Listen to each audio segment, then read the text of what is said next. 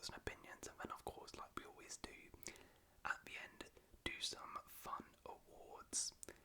As always with these videos, get in the comments below any of your thoughts on any of the games we talk about in this video. But let's not mess around here, let's just go straight into it because we have quite a bit to talk about. So let's begin with Arsenal 1, Brighton 1. Guys, when Kai Havertz and Joao Pedro, the first game of the game week, and this was actually one of the most controversial, with one of the biggest talking points, so we're starting off with a pretty good one. Now, of course, everyone is talking about the red card. Declan Rice being sent off in the 49th minute for a second yellow card. I'm sure you've all seen it. Now look, here's my thoughts on it. So the first one he gets, what was it, 42nd minute. Obviously, nobody is disputing that is a clear yellow card. No problem.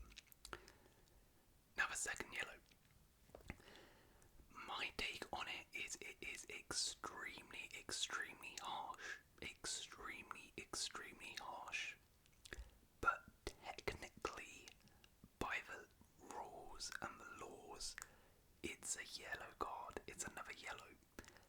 By the law, if you kick the ball away when there's a free kick, or do something like that, is considered time wasting and is considered a yellow card offence.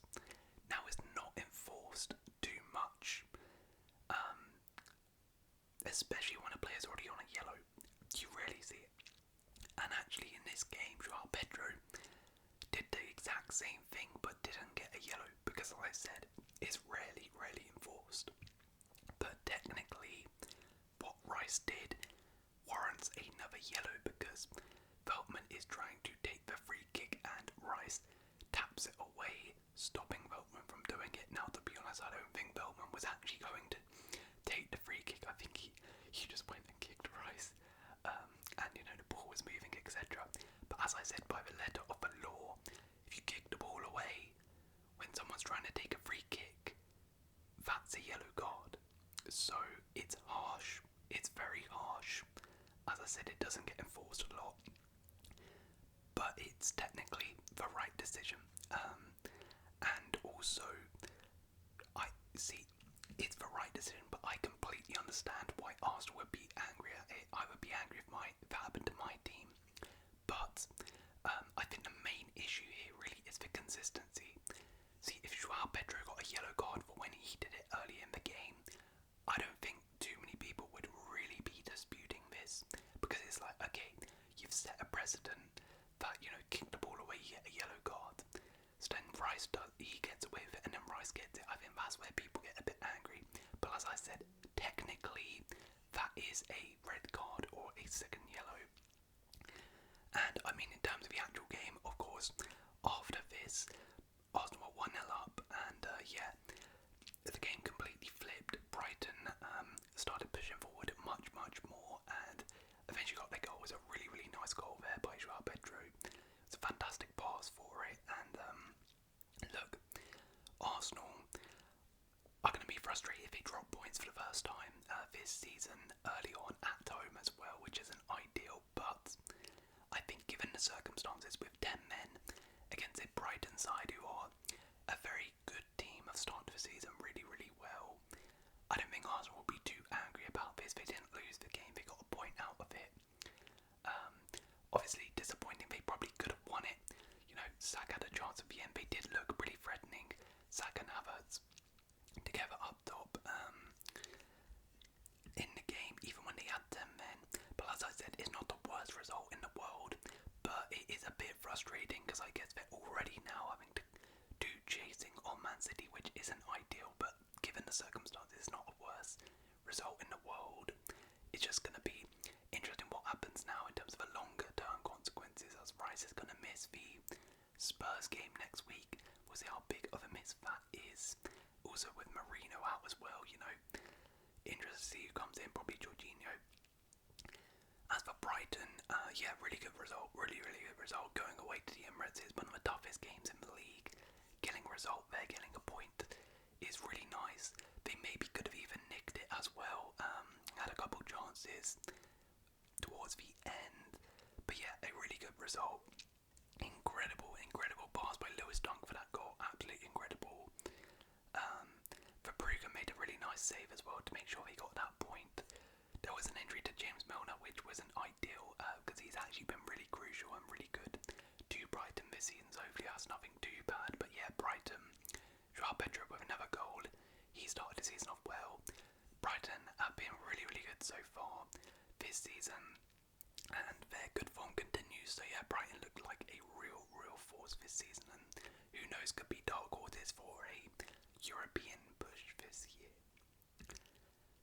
Next up, we have Brentford 3, Southampton 1. 2 goals from Brian and Mbeumo, a goal from Jan Wiese and a goal from Sugawara. So yeah, this game was really nice. Was really nice, and a fantastic performance by Brentford, who I said Brighton have had a good start. Brentford have also had a pretty good start, to be honest. Winning 2 games, losing 1, that loss against Liverpool. And Brentford looked pretty good. I did have a couple concerns going into the seasons about Brentford, but they look really, really nice, really, really sharp.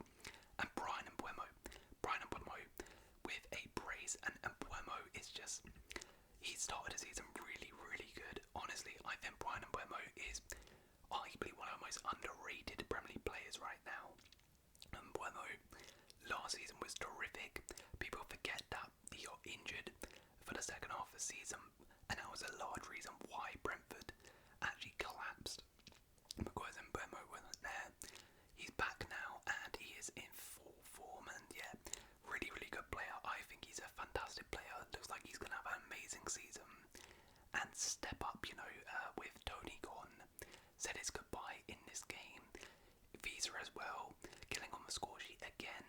These two have been really, really good so far this season, and with Sharda in there, a nice fluid sort of front three. Brentford look really good. Really, really good. Some really nice goals, and in particular, their pressing in this game impressed me a lot. I think 2 of their goals came from, a high press, which we'll talk about from a Southampton perspective was really bad. But from a Brentford perspective, you've got to be pulling that press on. You've got to be pressing high to win the ball. And Brentford did that in this game. Thoroughly dominated and deserved their victory in this game. Brilliant counter-attacking stuff without the ball. So good defensively. And yeah, Brentford, as I said, have started the season really, really strong. As for Southampton, though, I mean, yeah, it's a really, really odd one, because they started the season off so well with a really good performance versus Newcastle, but then their last 2 have just been so poor against Forest and now Brentford. And this performance in particular, I said it before the season, I said Southampton are giving me sort of Burnley vibes. This performance epitomised what Burnley were last season, where some really good play, some good attacking moments, breaks down though in the final third, because they don't really have the quality in that final third to really punish the opponent.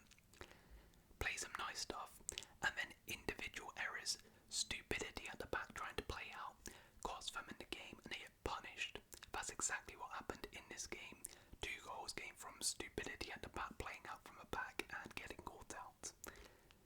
Yeah, I think this, to be honest, might be the story of Southampton's season.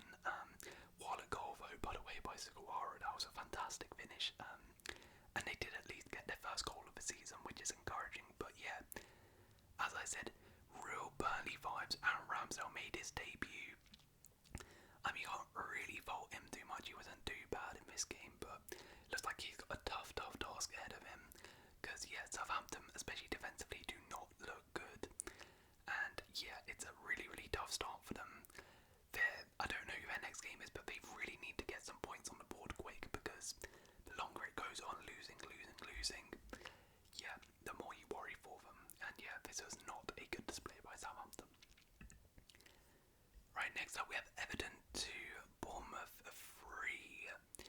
Goals from Michael Keane, Dominic Calvert-Lewin, Antoine Semenyo, Lewis Cook and Lewis Sinistella. Yeah, one of the craziest games probably you'll see this entire season. Absolutely mental. One of the best comebacks you'll see. Everton, I mean, this this game was so weird. This is so weird. I don't even know how to analyse this because Everton, this was actually one of their best performances in ages. By far and away their best performance of the season. They were dominating, they controlled the game. Look at this, 18 shots, 8 on target. Defensively, didn't look like they had any problems. And it looked like, okay, had a tough start to the season, but now they're starting to find their feet and they look back. And they were 2-0 up in the 86th minute, and you're thinking, yeah, you know, really, really good performance from Everton. They're bouncing back after a difficult start to the season. And then suddenly Bournemouth, I'm sitting there, it's 3-2 Bournemouth. I'm like, what on earth? I can't believe this actually happened. And it's a complete reverse from a Bournemouth perspective. This was one of the worst performances I think I've seen from Bournemouth under Iraola. They were so poor, so poor. They got outworked in every department on the pitch, couldn't create, got ripped apart defensively. It was awful. 2-0 down, and you're like, wow, this is a real poor performance. And then suddenly I'm sitting at they've won 3-2. I don't know what on earth has happened here, but yeah. From an Everton perspective, I mean, this is shambolic. This can't happen. This really can't happen. An absolute catastrophe, and Sean Dyche, the pressure is piling up on him at Everton now. That's 3 losses in a row. And now the manner of this defeat as well, the Everton fans will not be happy.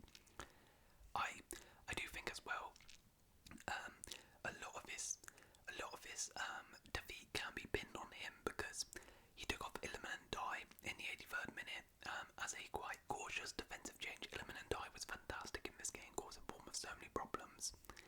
Makes a defensive change, takes off Calvert-Lewin as well, makes 2 defensive changes, and yet you're thinking, okay, you got a 2-0, fine, just sort of sit back, low block. You've taken off your brightest attacker, you're just going to sit back and hold this lead, fair enough. But they didn't even do that. They took off their best attackers and then didn't even sit back like that. I'm like, what are you doing? It doesn't make any sense. And then the fact he only made 2 changes as well is baffling because some of these players looked out on their feet. I mean, Eric Bunham looked like he was about to collapse. I don't know what's happened here, but in their pre-season, it looks like Everton players have 0 stamina. They need to do some like 5k runs or something because they were all shattered by the end. And he had all these people on the bench, he didn't even make the changes. Like, yeah, this is on Sean Dyche. An absolute catastrophe from Everton, and yeah, they really, really could be in some trouble now. They really could be. From a Bournemouth perspective, I mean, I don't know what it is with Bournemouth, but they keep doing these mad comebacks. I remember last season, 3-0 down at home to Luton at half-time, and they won that game, 4-3. And now another crazy comeback. 87th minute, they're trailing 2-0 and they win 3-2. Absolutely mad, but yeah. The substitutes actually for Bournemouth changed the game. It's a complete reverse. Dango Adara and Lewis Sinistera came on together, and these 2 were fantastic when they came on. Particularly Dango Adara. Dango Adara was really, really good when he came on, and yeah, Bournemouth looked so much better. And it's weird because basically if you watched it from the 87th minute onwards, you would be like, oh my god, Bournemouth are absolutely dominating Everton. What a deserved victory. Because Bournemouth actually had so many chances towards the end. It's absolutely mad. Kepa made his debut. He wasn't too bad, to be fair, but yeah. What a sensational comeback for Bournemouth, and yeah, that's one their fans are going to remember for a long time. Everton fans, though, are definitely not. Next up, we have Ipswich 1, Fulham 1. Goals from Liam Delap and Adama Traore. So, from an Ipswich perspective, pretty good. Getting points on the board. I spoke about Southampton, you know, the longer it goes on without getting points on the board, the more nerves, more toxicity, negativity around the club. To get your first points on the board, even if it is a draw, it's fine. Get your first goal as well in the Premier League. Well, actually, no, he scored against Man City, that's a lie, but yeah, get your first points at home as well. It's progress, but it could have been more, I think, for Ipswich. They would be a little bit unlucky not to have got the victory. chances, and I think that they started the game really, really well. First 15 minutes got their goal, Liam Delap with a fantastic finish. I mean, Leno had a bit of a howler there, probably should have saved that. But they started the game really well. I thought the intensity they set, pressing from the front was really, really good. A couple times they caught Fulham out early on, and I was like, Ipswich are really up for this. But then they sort of faded and started dropping off a little bit.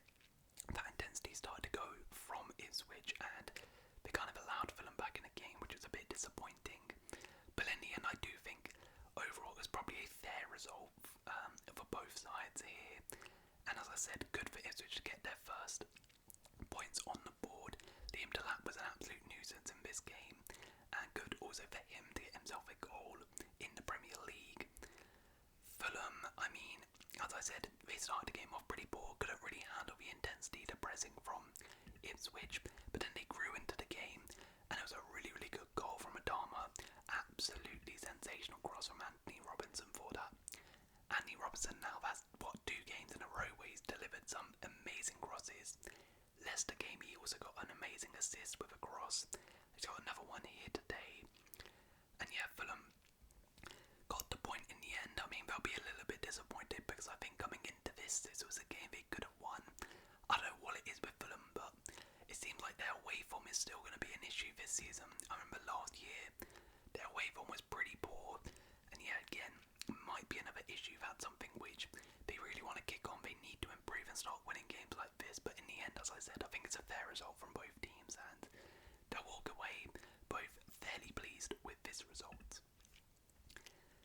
Next up, we have Leicester City at 1, Aston Villa 2. Goals from Facundo Buonanotte, Amadou Onana, and John Duran. Yeah, decent game. From a Leicester perspective, now there was a bit of controversy in this, in terms of the Onana goal. Yeah, the Onana goal. So that came from a well-worked set piece from Villa, but there was a controversy in terms of if it was actually a foul or not. Oliver skipped with a challenge and got a yellow as well for it. Personally, I actually don't think it was a foul. I think he did get the ball first, and it was a good challenge. But in the end, you can't really be complaining if you're a Leicester fan, because the defending for that was an absolute sham. It was horrible, absolutely horrible for that free kick.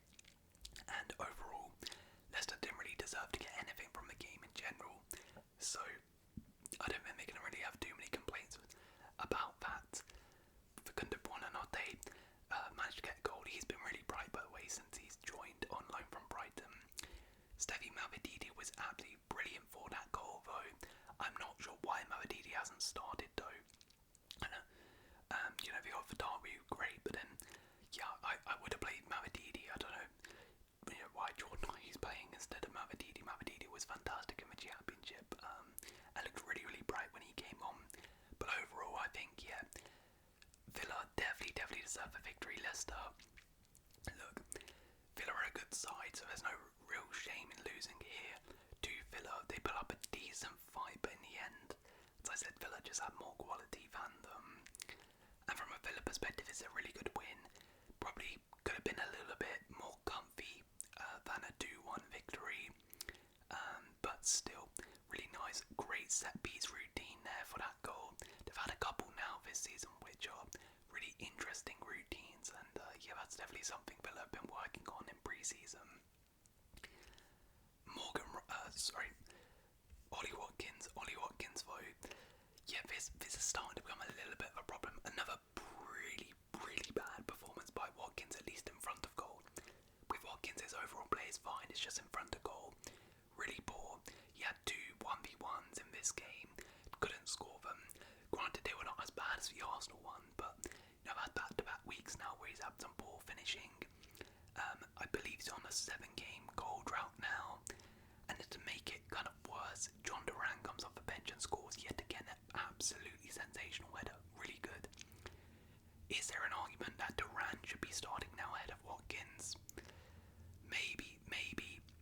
I don't know, they're very different players, because as I said, I feel like Watkins gives you more in terms of outside of goal scoring, his work rate, off the ball, his movement, etc. than Duran.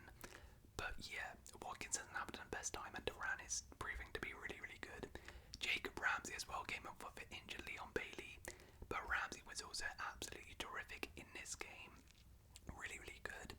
Morgan Rogers as well. Another great performance by him. He's really, really looking sharp. Looking really, really good. For Villa this season, could have a big year. But overall, yeah, Bogard also made his debut.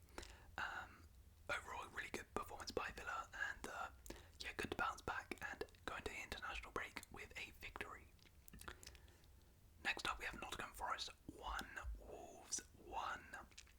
Goals from Chris Wood and Jean-Luc Bellegarde. So from a Nottingham Forest perspective, I think, yeah, probably a fair result. I think they were probably the better side, slightly the better side. Had a couple decent chances, yeah, as you can see here. I think they were the better side, but a draw is probably fair, Now there was a bit of controversy in this game. I think Wolves should have had a penalty, in my opinion. There was a ball that came over the top, and Craig Dawson is going to get there, and it hits Chris Wood's hand. Obviously, he has no idea that it's happening. But if it doesn't hit his hand, I'm pretty sure that's going into the path of Craig Dawson, who has a shot on goal. So, personally, I actually would have given that as a penalty. Wasn't given to Wolves. You know, as many times last season, things have not been given to Wolves. But I think this was like an outrageous decision, but I would have given it. Anyways, yeah, speaking of Chris Wood, he did manage to score yet again. I mean, this guy, man, I don't know what it is, but he's just a bagsman. He is a bagsman. He scores yet again. His overall play is not the best in this game again. You know, overall play, not great, but he's just always in the right place at the right time to score those goals. And it's so, so crucial to Forest with those. Morgan Gibbs-White put in a absolutely terrific performance as captain. Recently got an England call-up as well. Definitely deserved. And yeah, he put in a great display against his former club. Elliot Anderson as well put in a good display for Forest. But yeah, Forest overall a solid performance. Probably could have got the victory, but I think Forest have started the season off really, really solid, and they'll be going to this international break with a lot of confidence. As for Wolves, I think you're pretty happy with this. A point away at Forest. Forest is a pretty difficult place to go. Getting a point there, considering what happened last week with Chelsea, is a pretty good way to bounce back. A decent performance. Probably just about deserved a draw. An absolutely mental goal as well. Jean-Luc Bellegarde, that's one of the goals of a month contender, maybe goals of a season, who knows. But yeah, I saw a stat, apparently that's the first one for Wolves outside of the area for 47 games, which is absolutely mental. And yeah, what a banger it was. Sam Johnston also made his debut in goal for Wolves. Now, I mean, he was kind of at fault for the Chris Wood goal, but he definitely redeemed himself. He made some really good saves after that. So yeah, decent debut for him overall. And yeah, I think a draw was a fair result in this game.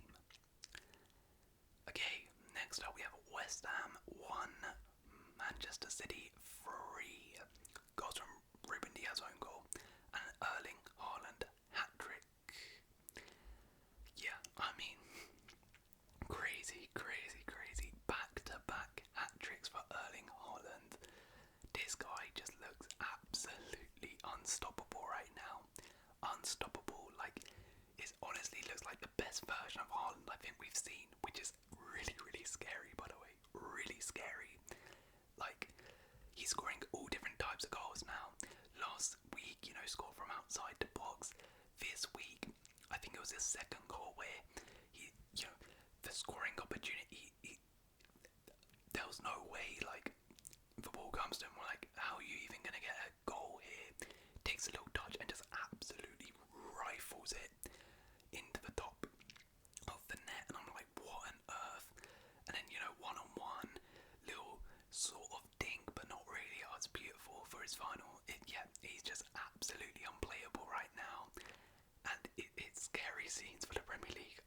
scary scenes with Erling Haaland on this type of form. All he needs is a chance and he's going to bury it. And look, in terms of the overall game for Manchester City, I think Manchester City by far and away the better team in this game. By far and away. But from a City perspective, I think they really should have killed this game earlier than it was, because the first half was absolutely amazing from them. They played some really, really good stuff. As I said, Haaland got a hat-trick, got a brace in the first half. Kevin De Bruyne had some really good chances. I think hit the post a couple times.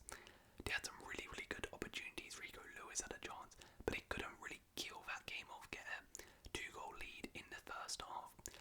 And in the second half, West Ham actually were much better and had some really good chances themselves. Edison had to make a couple good saves. He made a really good save on Somerville at the end. I think Kudos hit the bar as well at one point when it was 2-1. And I was like, Man City, you got the win in the end, but, you're playing with fire there a little bit. If I was a City fan, I'd be like, okay, I would have liked us to kill that game a little bit earlier than we did. But in the end, as I said, it was a really, really good performance. They thoroughly deserved it. Rico Lewis with an absolutely incredible performance for the second week in a row. He has been amazing. Kevin De Bruyne has been great. Kovacic as well. Really good again. I mean, if I'm being picky again, that is the second week in a row now where for their goal, Kovacic kind of gets caught out a little bit high up the pitch. Happened with Ipswich as well. Happened again here, but that's going to happen. I think with Rodri in the side, that's going to be eliminated. Bernardo Silva, absolutely incredible. He's just so important to the side. The way he was sort of dropping in to form like a double pivot with Rico Lewis when City needed to get out of the press, and then we push up into the attacking mid roll when they had the ball, and then he'll go wide at points. Yeah, absolutely incredible. Jack Grealish returned to the side, wasn't too bad as well.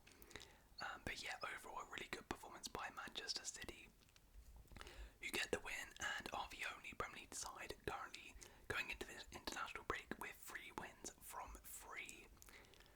As for West Ham,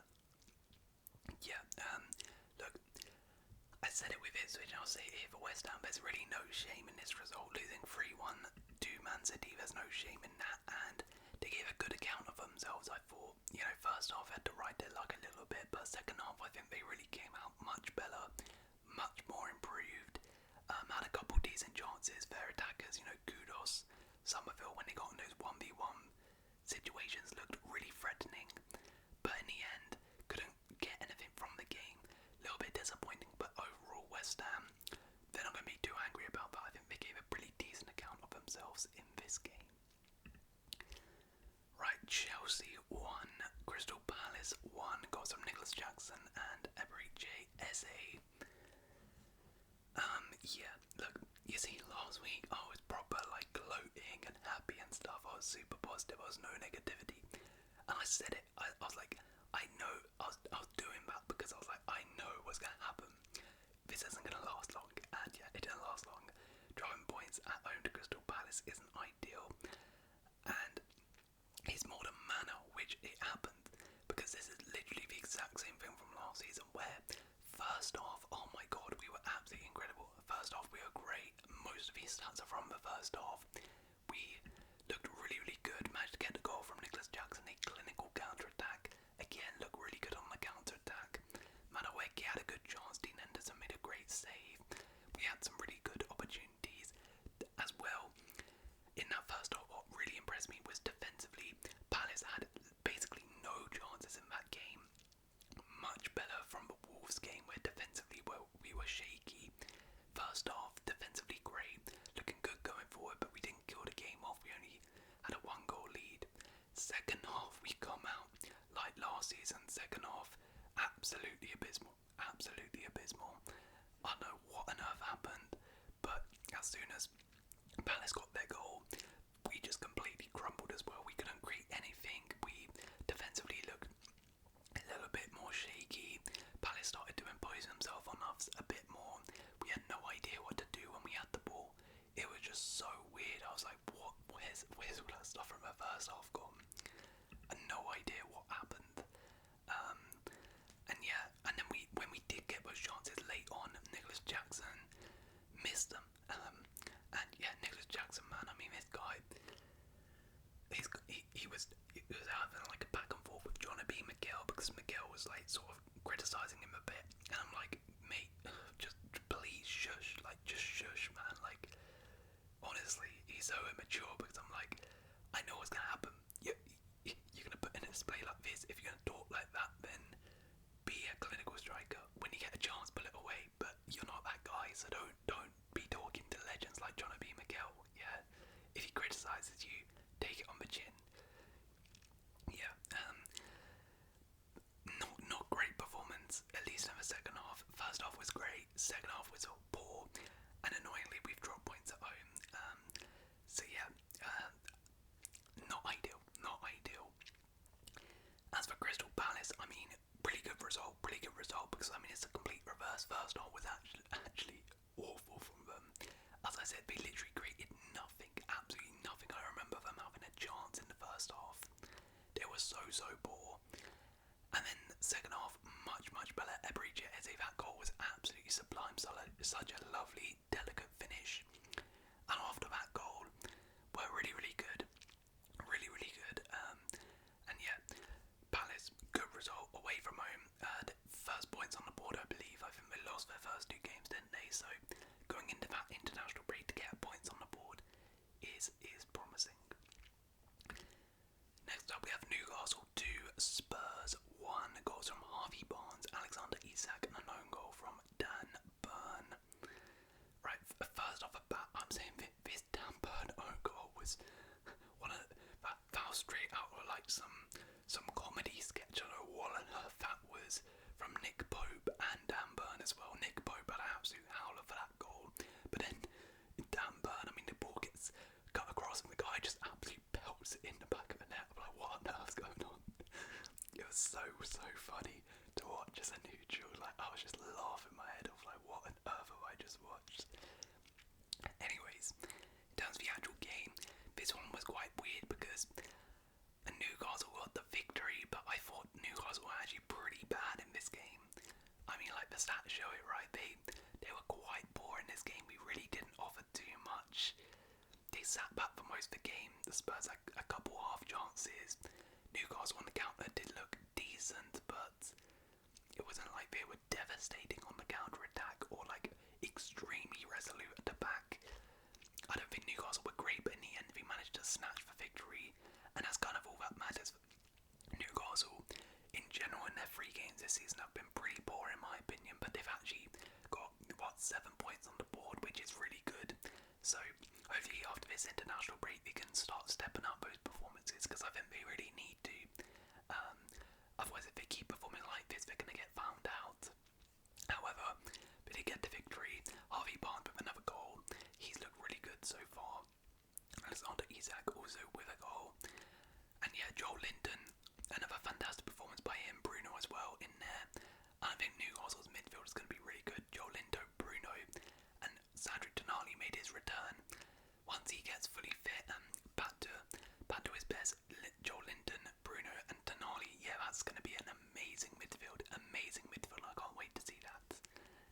But yeah, Newcastle weren't the best. Spurs, I mean, Spurs, they probably didn't deserve to lose. They deserved to at least get a point. But the thing with Spurs is, like, they had quite a few sort of good opportunities, but then it always sort of broke down in the final third. And that sort of final ball, that final pass was a bit of an issue for Spurs. And then when they did get some opportunities, they didn't really take them. Like, was an audible at a gilt-edged chance. It was almost like an open goal, and you know, instead of heading it, went for his foot. And yeah, first half had a couple chances overall as well. Second half they were actually really good. The second half they came out really good, deserved that goal and didn't got it. But as I said, Spurs just really disappointing. Couldn't really take any of those chances. Couldn't really be decisive in the final third. And then at the back, really poor defending for both goals. Got cut open far too easily on both goals. It was way too easy for Newcastle to get through from, you know, Joel Linton for the second goal. Turns, pass in behind, and suddenly they're in a 2v1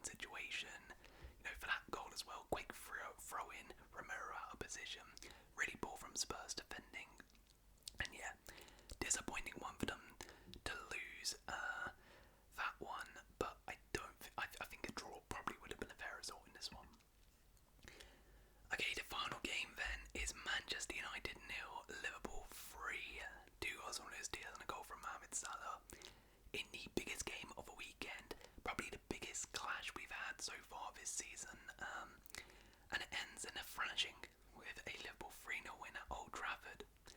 Yeah, absolutely insane. What a win for Arne Slot. What a win for Arne Slot.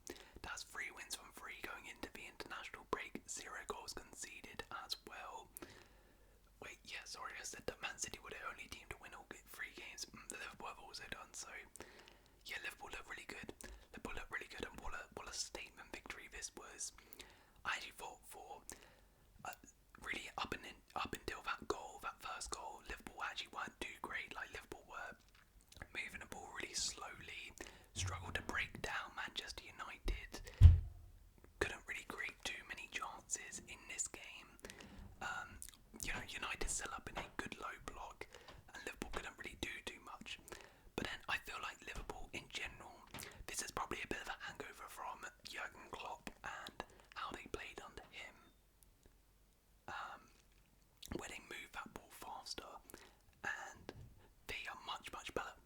Liverpool on the counter attack, when they move the ball fast, I feel like are always great, and you saw for both those goals there was granted from United errors, but in general was when Liverpool moved the ball a bit quicker, a bit more faster, a bit more direct, and they managed to get the goals from it.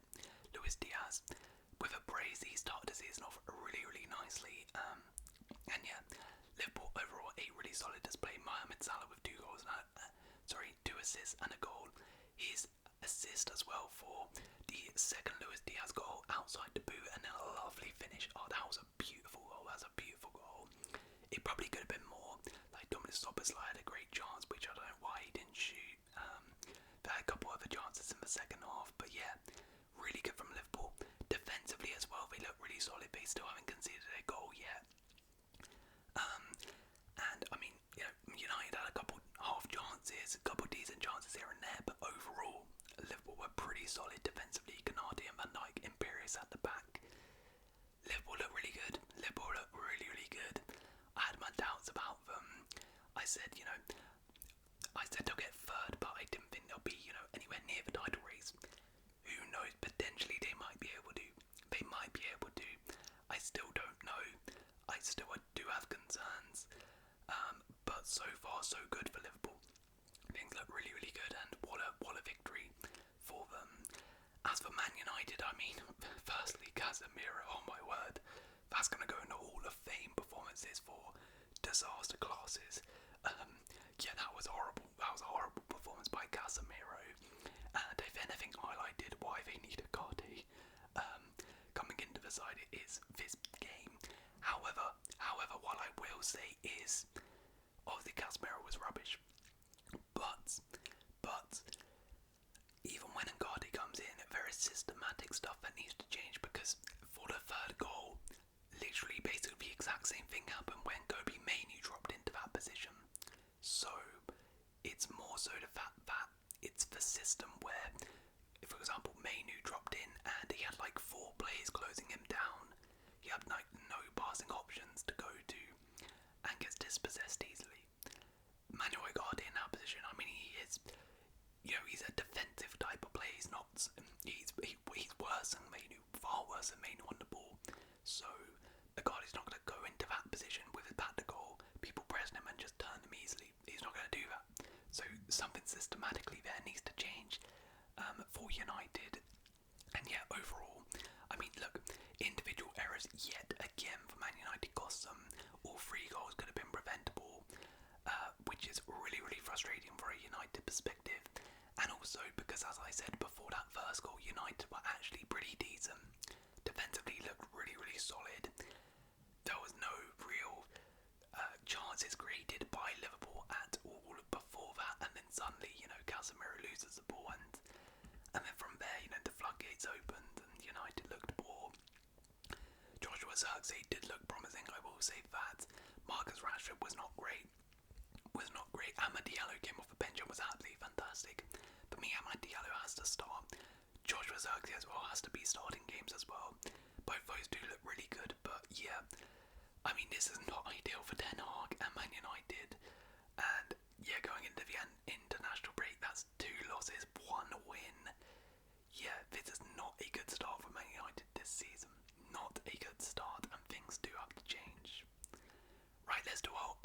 rewards then. So, player of the week. Honourable mentions to Salah and Diaz, but it's got to be. I snubbed him last week for Madueke. He scored a hat-trick again, so it's got to be Erling Haaland player of the week. The flop of the week, I mean, the entire Everton team gets an honourable mention, but it has to be Casemiro for that disaster class, no doubts about it. The worst refereeing decision, you know what, I don't think the ref's been too bad, but as I said, I actually think it was a right decision, but just for the controversy, we'll go for Rice getting a red card. The debut of the week, this is the last week we'll do this one. I'm going to go Kepa at Bournemouth. I think it was pretty solid, pretty solid for them in goal. The moment of the week. So we have the Jackson celebration, doing the Turkey Olympic guy, thinking he's him, and then we draw and he misses 1-on-1 as well. Everton completely collapsing was a pretty good moment, that comeback, but I'm going for that Newcastle Dan Burno and goal. I mean, that was just pure comedy, as I said. I don't know what on earth was going on there. But yeah, that is the review of the Premier League Game Week 3 matches. We've got an international break coming up now, so yeah, I think that's probably a good time to go check in on the table before we do leave. Then, as you can see, Manchester City and Liverpool, the only two teams with a perfect record, and Everton and Southampton, the only two teams going into this international break with no points on the board. So, hopefully you guys have enjoyed this video.